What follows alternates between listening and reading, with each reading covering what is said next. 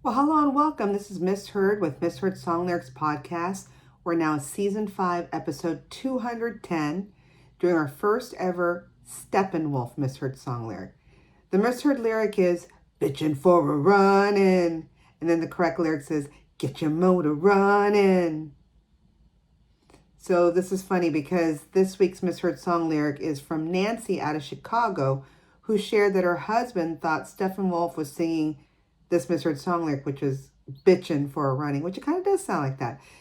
This episode, I'm just going to warn you, has a lot of rabbit holes we're going to go down today. So get ready, because every time I would do more research, it would be connected to this, to that, to this. And you'll see in a minute what I'm talking about, but lots to get through. So let's just start. So Born to be Wild is a song written by Mars Bonfire and first performed by the band Steppenwolf. It is very iconic. It's often, once people hear it, they think about images of popular culture, counterculture, and also the biker appearance or attitude. And this is all because of a 1969 film, Easy Rider. And we'll go into that in a minute, so put a pin on that for just a second. And it's also been said, I didn't realize, that sometimes the song Born to be Wild that we're talking about today is described as the first heavy metal song. Okay. And the second verse lyric, when he says, heavy metal thunder, marks the first use of this term in rock music, although what they mean by heavy metal thunder is the description of a musical style, not a description of a musical style. It's actually a motorcycle terminology, so that heavy metal thunder is more of the motorcycle sound. So there you go. Well, who is Mars Bonfire? And is that his or her real name? Well, it's a him. Mars Bonfire was born Dennis Edmonton, and actually originally born Dennis Eugene McCrohan, so changed name to Edmonton, and was born back on April 21st, 1943. So a Taurus, like myself, also known, of course, by his stage name Mars Bonfire. He is a Canadian rock musician and songwriter, and of course, best known for his hit Born to be Wild, what we're talking about today, for Steppenwolf. He actually has a brother named Jerry, also McCrohan, but both changed their names to Edmonton, and Jerry is also part of Steppenwolf. So again, here's rabbit hole number one. So the brothers were part of a band called the Sparrows, which later evolved to Steppenwolf. And another member of the Sparrows was a guy named Bruce Palmer, who later became a member of Buffalo Springfield. So it's all intertwined. So what happened was Mars Bonfire, a.k.a. Dennis Edmonton, a.k.a. Dennis Eugene McCrohan, went on a solo career. But I had mentioned earlier that his brother Jerry Edmonton became actually the drummer for Steppenwolf. And after leaving the band, he often collaborated with a Kim Foley, co-writing and recording on the recordings of Foley and artists associated with Foley. So went on his own way. Then on June 22nd, 2015, Bonfire was awarded the Cultural Impact Award by SOCAN at the 2015 SOCAN Awards in Toronto for the song Born to be Wild. He is known to be a prolific hiker in Southern California for many years. He also completed the 100 Peaks section list 25 times, which sounds exhausting. He was noted by the Los Angeles Times for his affability and flexibility as a hike leader. So there you go. Let's go back to Steppenwolf, especially since his brother Jerry is the drummer. So Steppenwolf was a Canadian-American rock band, big back in 1968 to 1972, and was formed in late 1967 by Los Angeles lead singer John Kay, keyboardist Goldie McJohn, and drummer Jerry Edmonton, the brother of Bonfire, or Mars Bonfire, all formerly of the Canadian band The Sparrows. So the Sparrows begat Steppenwolf. Then we have guitarist Michael Monarch and bass guitarist Rushton Marive were recruited via notices placed in Los Angeles area record and musical instrument stores. So, there's probably just like a flyer saying looking for a guitarist and a bass player. And then, lo and behold, they did quite well. Steppenwolf actually sold over 25 million records worldwide, released 7 gold albums and 1 platinum album, and had 13 Billboard Hot 100 singles, which 7 were top 40 hits, including three top 10 successes: Born to be Wild, Magic Carpet Ride, and Rock Me. Steppenwolf also had worldwide success from that same time, 68 to 72, but like any other band, a lot of personalities that led to the shakeup or the end of the core lineup. Today, John Kay is the only original member of Steppenwolf, and he has been the lead singer since 1967. That's a long time. So what, 56 years? And the band was called John Kay and Steppenwolf from 1980 to 2018. Then in Canada, they had 4 top 10 songs, 12 top 40, and 14 in the top 100. Then in 2016, they were very close. They were nominated to the Rock and Roll Hall of Fame for induction in 2017. However, they fell short for enough votes because you have to get votes to qualify for the induction of that year. But in 2018, a year later, the Rock and Roll Hall of Fame selected one of their biggest singles, the one we're talking about today, 1968's Born to Be Wild, as one of the first 5 singles that shaped rock and roll to be inducted into the Hall in its history. So the song itself, not Steppenwolf, but the song itself made it into the hallowed grounds of the Rock and Roll Hall of Fame. So more about the song. We now know that Mars Bonfire wrote the Born to Be Wild, but he wrote it as a ballad originally. Bonfire was previously a member, like I said, of the Sparrows, which was right before it became Steppenwolf. And his brother Jerry, of course, is the drummer. Although he initially offered the song to other bands, so he didn't plan to offer it to Steppenwolf first. He gave it to a band called The Human Expression. Yeah, I don't know who they are, for one. Born to Be Wild was first recorded. Then they must have said no. So then, all right, Steppenwolf, do you want to do this song? And they sped it up and rearranged the version. And this All Music's, I guess, sound critic or music critic by the name of Hal Horowitz described it as a quote-unquote roaring anthem of turbocharged riff rock. I can't imagine it as a ballad. Get your motor running out on the highway. I guess you could make it to a ballad. And it's now a timeless radio classic, as well as a slice of 60s revolt that at once defined Steppenwolf's sound and provided them with their shot at AM immortality. Great. What a great quote. So then Born to Be Wild was the band's 3rd single off their 1968 debut album called Steppenwolf, and became their most successful single, reaching number 2 on the Billboard Hot 100 singles chart. It was kept from the number 1 spot, unfortunately, by the Rascals' People Gotta Be Free. I gotta check that out. I don't even remember that song, but that's what avoided them to hit the number 1. So they stayed at number 2 for quite a while. And then in 2004, Rolling Stone magazine placed Born to Be Wild at number 129 on the 500 greatest songs of all time list. Then in 2004, it finished at number 29 on AFI's 100 Years, 100 Songs surveyed by Top Tunes in American Cinema.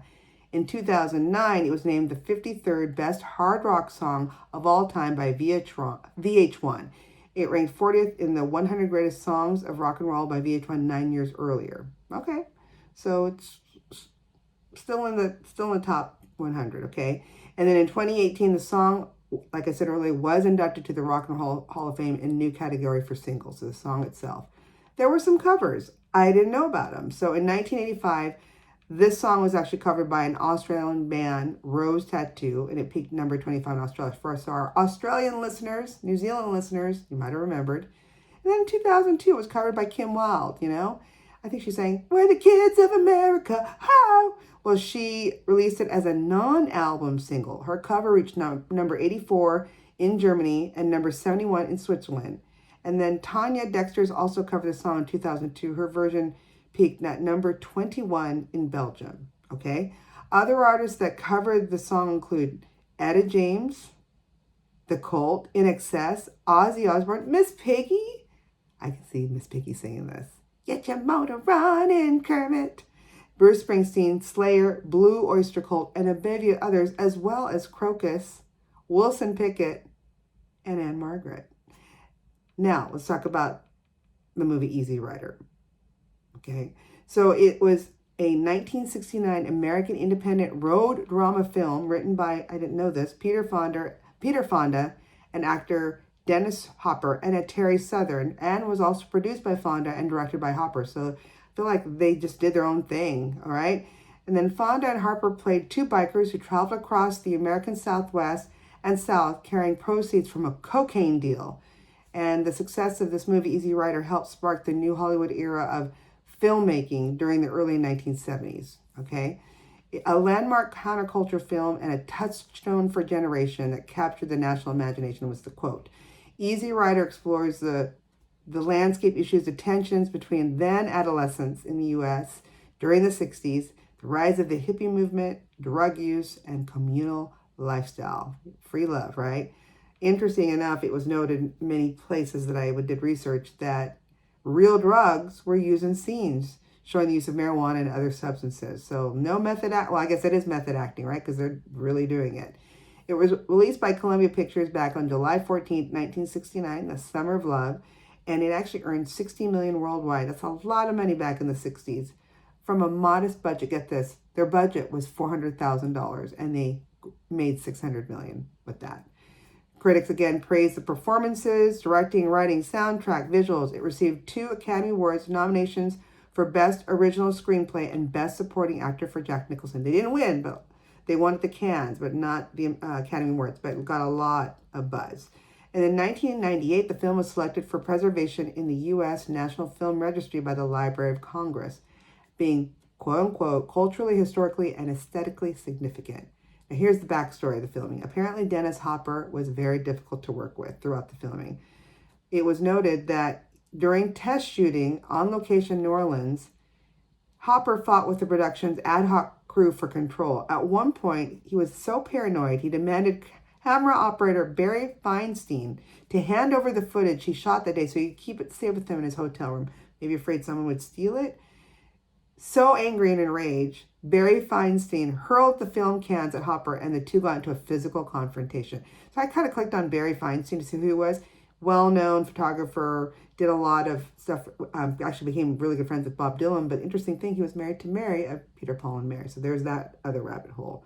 So once this whole scuffle happened, after this, Hopper and Fonda decided, let's assemble a proper film crew for the rest of the film. And so they did. All right, let's talk about the other famous actors of this song, or actually of this movie that has this song, Born to Be Wild, which is the motorcycles. So we know that Easy Rider is famous for the Harley-Davidson choppers that we see, but the movie actually begins with the characters riding 2 European-made dirt bikes.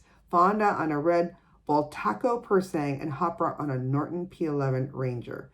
So that was funny. You always think about the iconic Harley-Davidson choppers, but they had, like I said here, some European bikes. In total, they used 2 dirt bikes and 4 former police bikes in the film, and they were the 1949, 1950, and 1952 Harley-Davidson FL Hydroglide bikes were purchased at an auction for about $500 in the 60s and equivalent to about $4,400 now in 2023.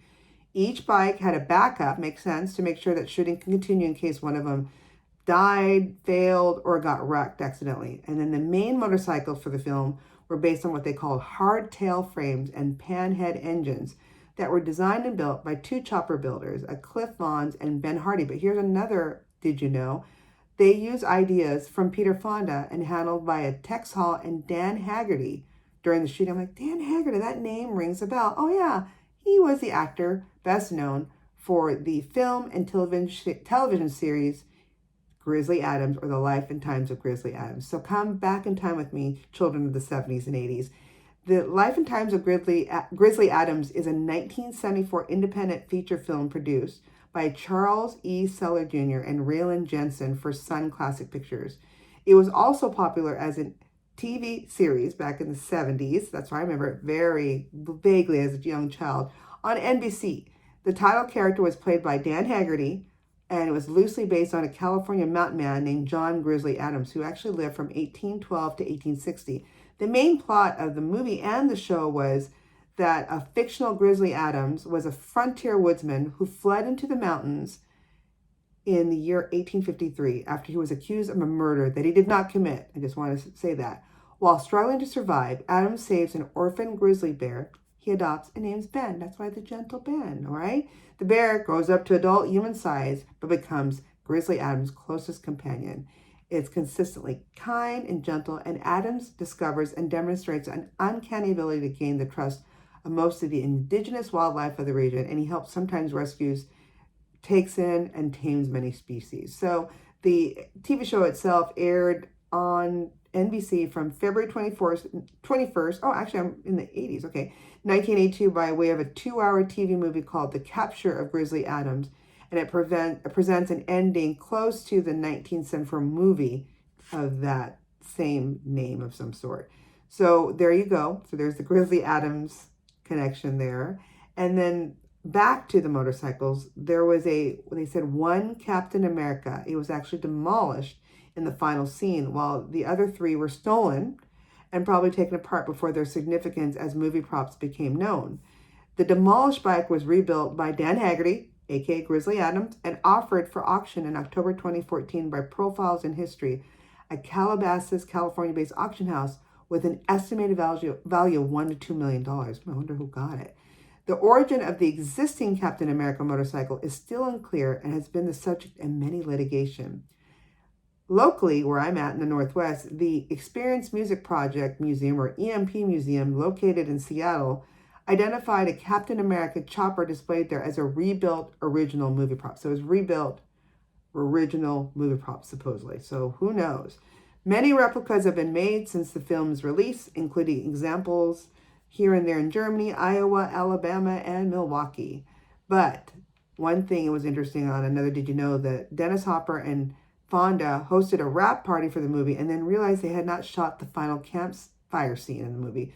So since it was shot after the bikes had already been stolen, which is why they're not visible in the background as in the other campfire scene. So check it out, because you'll see the bikes there, and then sometimes you don't see them. It's when they filmed it. So lots we went through. Thank you, Nancy, out in Chicago, for this misheard song lyric of her husband thinking it was bitchin' for running instead of get your motor running. If you have any great suggestions like Nancy and others that have sent that in or shared with me, please send it to any of our social media sites, Twitter, or now it's called X, Facebook, of course, Insta, or just send me a good old-fashioned email. You can send it at misheard, that's MISSHEARD songs @gmail.com.